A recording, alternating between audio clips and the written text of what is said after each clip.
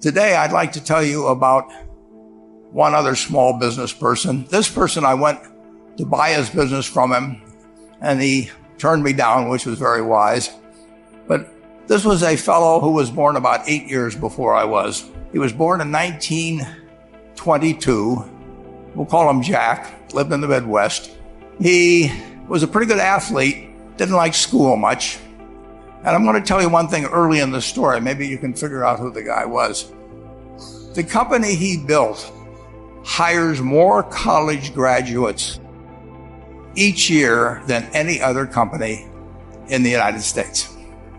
And this fellow, who was destined for this but did not know it, Jack, went to college for a year and then dropped out. He really wasn't that interested in school. And the year he dropped out was 1941.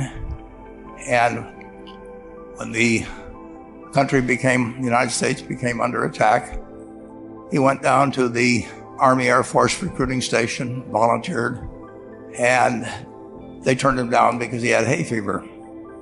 So he went over to the Navy and again volunteered, and they took him. They put him on an aircraft carrier. He flew small fighter planes during World War II, got 2 distinguished flying crosses from the Navy, and then he came back to the Midwest. So now we've got a young guy. Probably by this time he would be 23 or 24 years old. And the interesting thing is, he got back to the Midwest, and he actually kind of went from one job to another for a short period of, or not such a short period of time. And he finally became a used car salesman at a Cadillac dealership in St. Louis, Missouri. And at age 35, having moved up in the organization, the sales organization, he said to his boss, "Could I go into car leasing business with you?" The boss said, "Well, if you'll cut your salary in half and you'll come up with," it was $25,000, which he borrowed, "we can become partners in a car leasing company." So my friend Jack started at age 35 in the car leasing business. And he had 7 cars. It was pretty slow. In fact, one of the things he did was whenever the phone rang, he let it ring 3 or 4 times so people would think that he was very busy answering other phones. And of course, it was the only call he was going to get all day. So his first venture was okay, but it wasn't really going to go anyplace. And there's a lesson in this for all of us. At age 40, he decided, with 17 vehicles, 17 cars, he was going to go into competition in the rent-a-car business. So now he's taking on Hertz and Avis and National and people like that who have hundreds and hundreds of thousands of cars.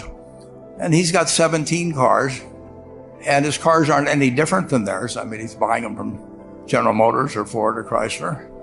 And he can't get the airport locations. Those companies have them all sold up.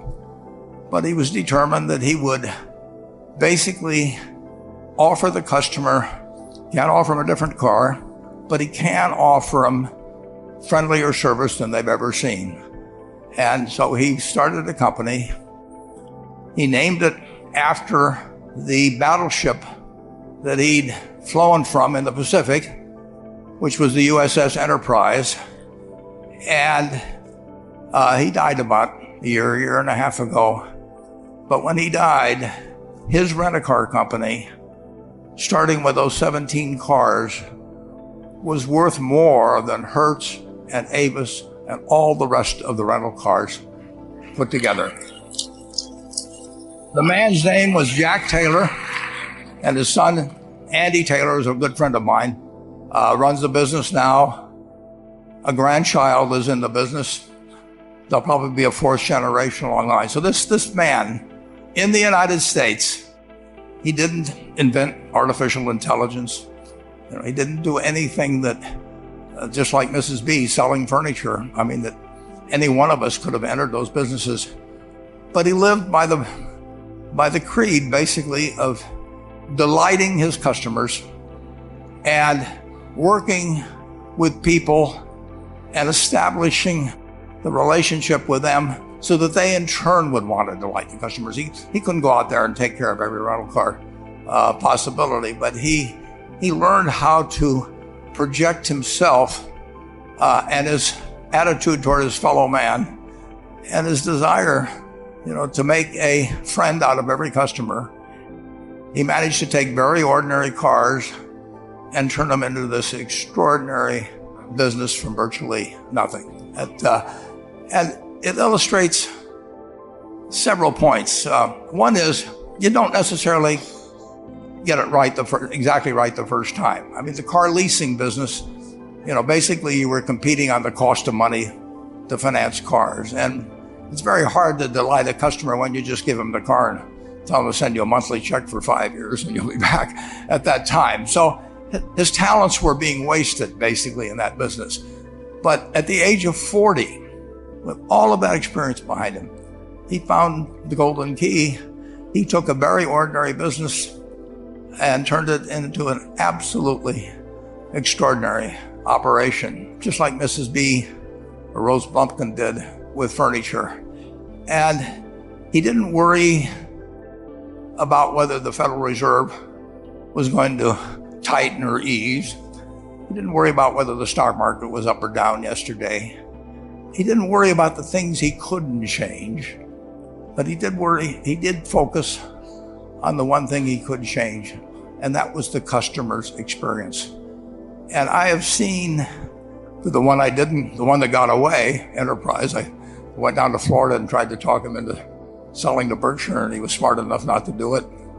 Probably the value of the company has quadrupled since I made that visit. But he was smart enough to see that he would find that business. Henry Ford, as you may know, failed twice before he started the Ford Motor Company in 1903. I mean, the test isn't whether you get the greatest business idea in the world the first time out. The test is whether you keep learning as you go along what your strengths are and what you can do for your customers, what you can bring especially to the party.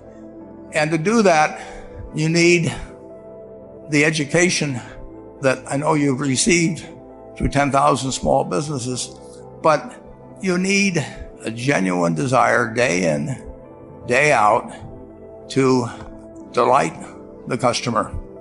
I've never seen a business, and I've seen a lot of businesses, but I've never seen one that delights the customer that doesn't succeed. I mean, what you want is that customer the next day when they think, do I want to rent a car or do I want to buy some furniture?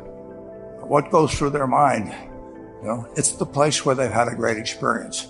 I don't know what I paid for this type. Actually, probably if somebody gave it to me, but for the purposes of this speech, I will say I have no idea, but or the shirt I'm wearing, or this, but I do know, I will remember how I was treated when I bought it. I mean, you long forget about the price, but you never forget whether you had a good experience or a poor experience with the purchase experience.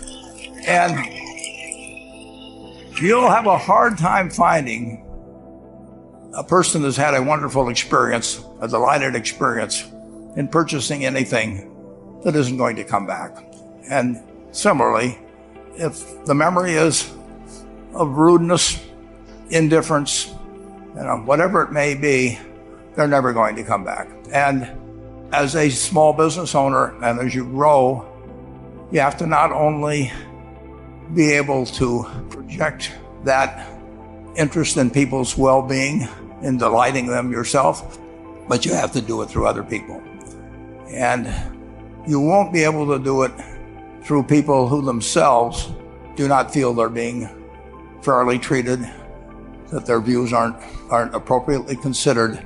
So you really do have to learn to multiply yourself through other people. And I advise the young people that come to Omaha, we have a number of classes. The key is to, certainly in terms of your personal life, the most important decision you'll make is the spouse that most of you will likely have.